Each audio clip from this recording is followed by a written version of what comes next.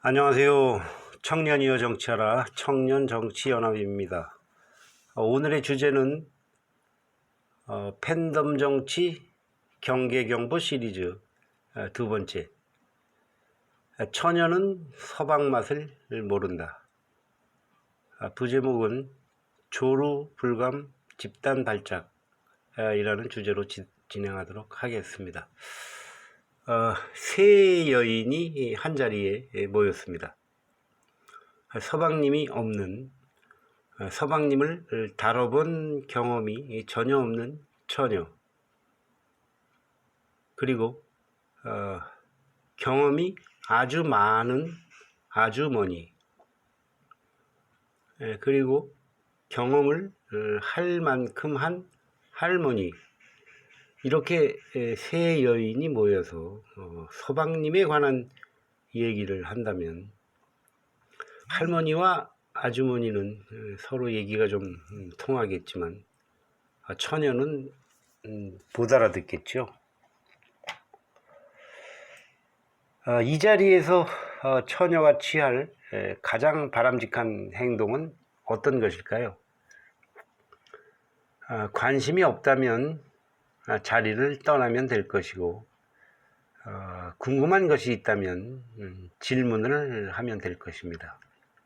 그런데 처녀가 아주머니와 할머니를 향하여 아는 척을 한다거나 가르치려고 한다면 황당하고 어이가 없겠죠. 이렇게 처녀들이 모여 집단행동, 집단 발작을 하는 것과 똑같은 이치가 팬덤 정치, 정치의 팬덤화라고 비유를 하며 얘기를 시작하겠습니다. 처녀들의 집단 행동이 팬덤 정치라는 것이 아닙니다. 정치의 팬덤화 현상이 그것과 같은 이치라는 것을 비유하는 것입니다. 그러면 비유 대상을 조금 늘려서 불감증, 조루증을 갖다 쓰겠습니다. 5월 10일자로 올린 팬덤 정치 경계경보, 조루와 불감 편에서 저는 유튜브 동영상을 클릭해서 30초도 못 버티고 튕겨나가는 이런 분들을 조루, 180초, 3분을 겨우 버티는 분들을 불감이라고 비유했는데 그걸 그대로 갖다 쓰겠습니다.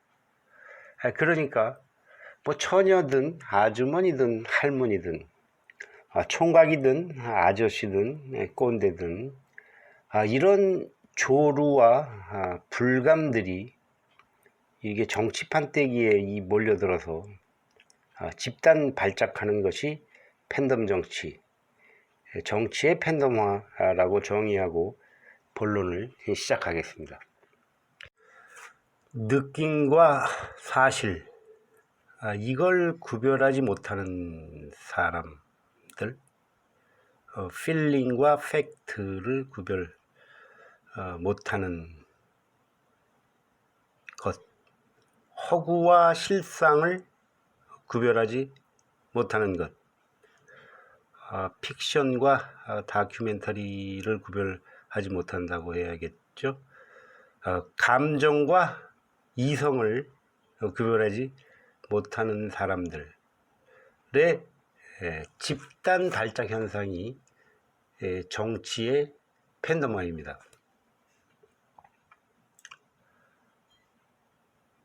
이런 증상이 시작하고 자라는 환경은 제가 지금 드리고 싶은 핵심이 이건데, 좋아하는 것하고 실제로 좋은 것을 구별 못하는 것, 싫어하는 것과 실제로 나쁜 것을 구별하지 못하고 혼돈하면서 이런 증상은 시작이 되고 점점 자라납니다. 그러니까 정치의 팬더마 현상은 일시적이고 우발적인 것이 아니라 오랫동안 축적된 나쁜 습관, 틀린 행동이 이 정치판이라는 오물구덩이와 마주쳐서 집단 구토와 배설하는 것이라고 보면 될 것 같습니다. 이렇게 나쁜 습관과 틀린 행동이 누적되어 질병 수준으로 급기야는 집단 구토와 배설에 이르게 되는 과정을 저는 오랫동안 지켜봐 왔는데 그 경험담, 목격담을 이 동영상을 통해서 여러분과 공유하고자 합니다. PC 통신 시대가 막을 내리고 인터넷 통신으로 옮겨온 것이 2002년 무렵이고, 그러니까 2003년, 2004년 무렵쯤 되겠네요. 어느 카페 게시판에 이런 글이 올라왔습니다.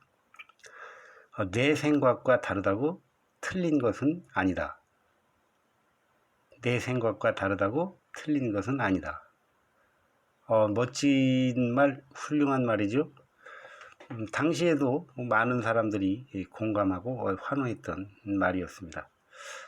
저 말이 멋지다, 훌륭하다는 것까지는 알지만 실제 생활에서 제대로 활용하고 실천할 수 있는 사람은 그닥 많지 않으리라고 생각했습니다.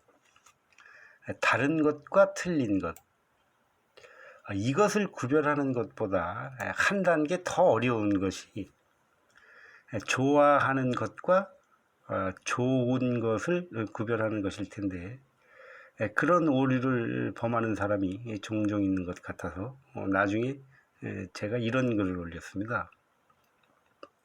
내가 좋아한다고 해서 좋은 것은 아니다.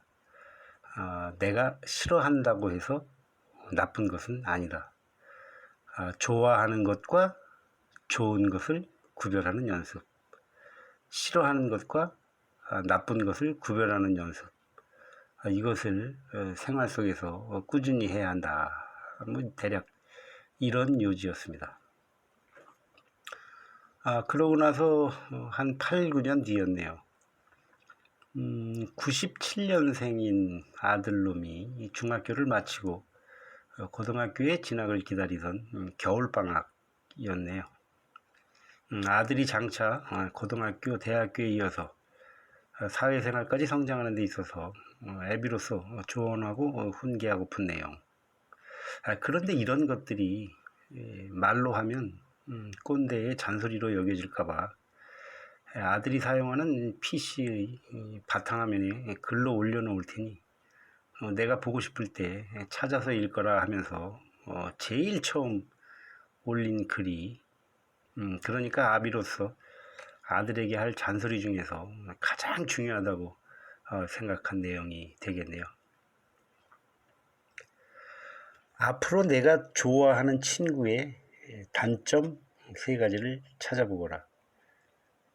내가 싫어하는 친구가 가진 장점도 3가지를 찾아보거라. 단점이 많음에도 불구하고 좋아하는 이유, 장점이 많음에도 불구하고 싫어하는 이유, 장단점과 옳고 그름을 냉정하게 이성적으로 판단하고 구별하는 연습, 그리고 이성과 감성을 적절하게 잘 활용하려는 주문이었습니다. 이렇게 잊고 지냈는데 20대가 되어서 어느 날 불쑥 저 얘기를 꺼내오더라고요. 참 그 오래된 얘기를 잊지 않고 기억하다는 것이 무척 대견하고 신통하게 여겨졌습니다. 아비 입장에서는 저 살아가는 데 있어서 굉장히 그 도움이 되고 유익할 말의 의미를 알아들었다는 점이 무척이나 반갑더라고요. 그런데 제 아들놈도 애비 말은 우라지게 안 듣습니다. 오죽하면 제가 지난 연말에 호적을 파라고 나무랬을 정도입니다. 이런 제 아들놈을 이번 동영상에 모델로 등장을 시켜 보겠습니다. 말귀는 알아듣지만 남의 말은 안 듣는 대표 모델로 말입니다. 나중에 뒤에 우리 아들과는 전혀 반대로 말귀도 못 알아들으면서 남의 말에는 고분고분 따르는 유형과 비교하기 위함입니다. 또 다른 사례로는 미국 대통령 선거에서 트럼프가 당선된 것이 2016년이었네요. 우리나라 정치에도 관심이 없었는데 미국 대통령 선거까지는 더더욱 관심사가 아니었습니다. 식당에서 점심을 주문하고 기다리면서 식탁에 올려진 신문을 그냥 눈에 들어오는 대로 보는 둥 마는 둥 하는데 영 거슬리는 단어가 눈에 띄더라고요. 내용을 보니까 여론조사에서는 트럼프가 졌는데 실전에서 이긴 이유가 샤이 트럼프, 이 샤이라는 단어였습니다. 그러니까 여론조사 때는 트럼프를 지지한다는 걸 부끄럽거나 수줍어서 밝히지 못했다는, 그 샤이라는 부끄러워하다, 수줍어하다 이런 뜻이죠. 그 단어 때문에 제가 주제넘게 남의 나라 걱정을 꽤 많이 했습니다, 당시에.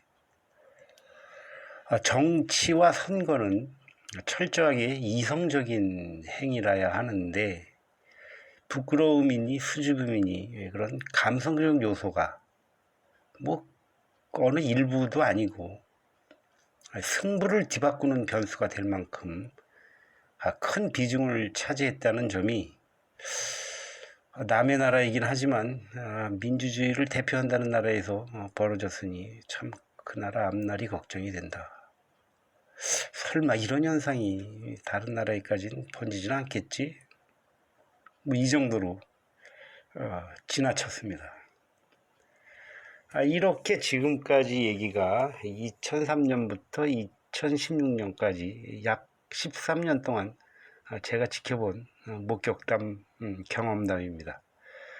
제 목격담을 우리나라 현실 정치판에 활용하고 대입해 보겠습니다. 정치적 의견을 표시하고 누군가를 지지하고 선거에 참여하는 등을 정치활동,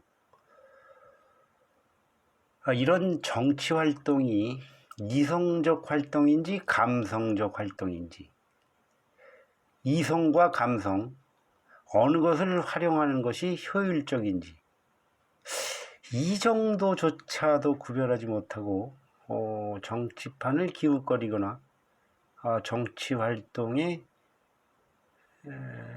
제가 볼 때는 맹목적으로 적극적인 사람들도 무척이나 많은 것 같더라고요.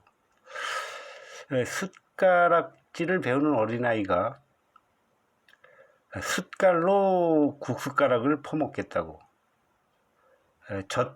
젓가락으로 국물을 떠먹겠다고 억지를 부리는 것과 같지 않을까 하는 생각입니다.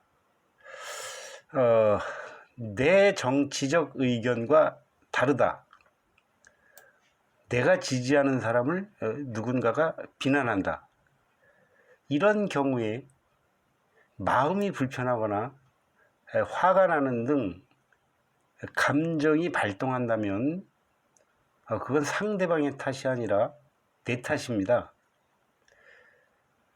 숟가락과 젓가락을 제대로 활용하지 못한 것처럼 이성을 발휘할 곳에 감성을 잘못 사용한 데 따르는 그 대가를 지불하는 것입니다.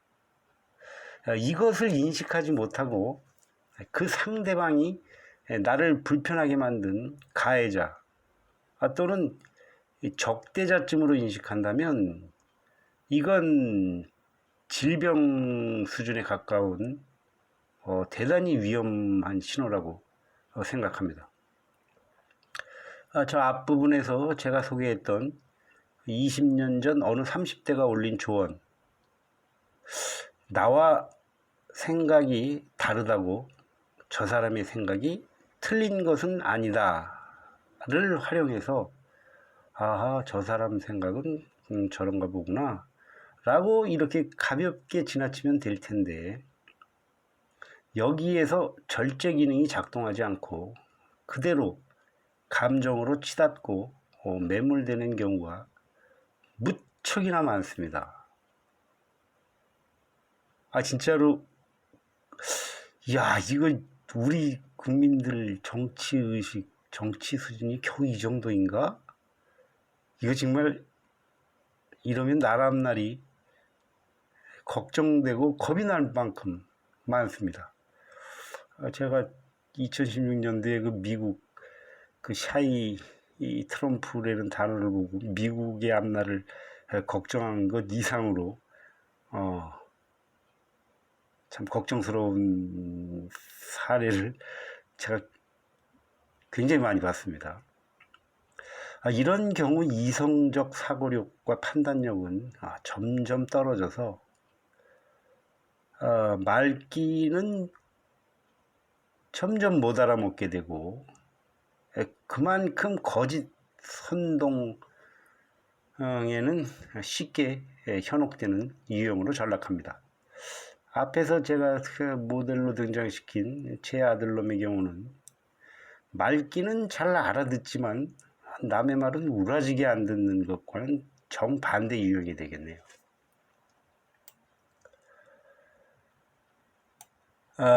자신과 다른 의견을 듣거나 자신과 반대되는 의견의 글을 보고서 이 감정적으로 반응하는 속도가 빠를수록 중증에 가깝다고 생각합니다.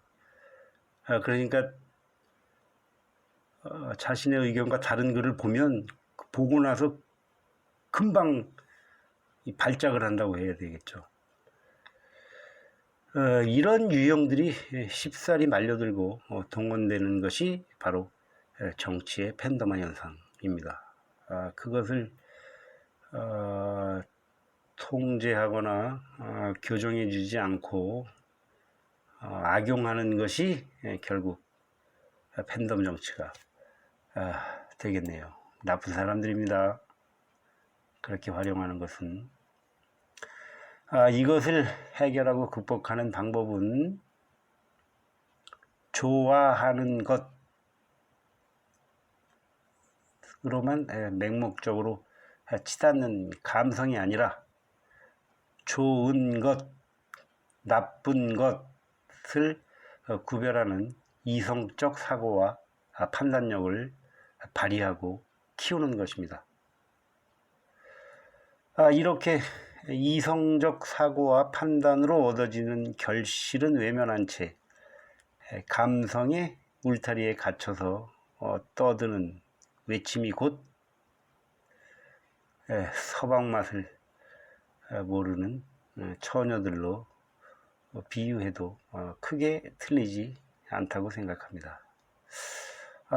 더 해야 될 얘기가 꽤 많은데 어차피 이 한 편에 다 담을 수는 없으니까 나머지 얘기들은 후속 편에서 계속 이어가도록 하고 오늘은 여기까지 하겠습니다. 함께 해주신 여러분 대단히 감사합니다.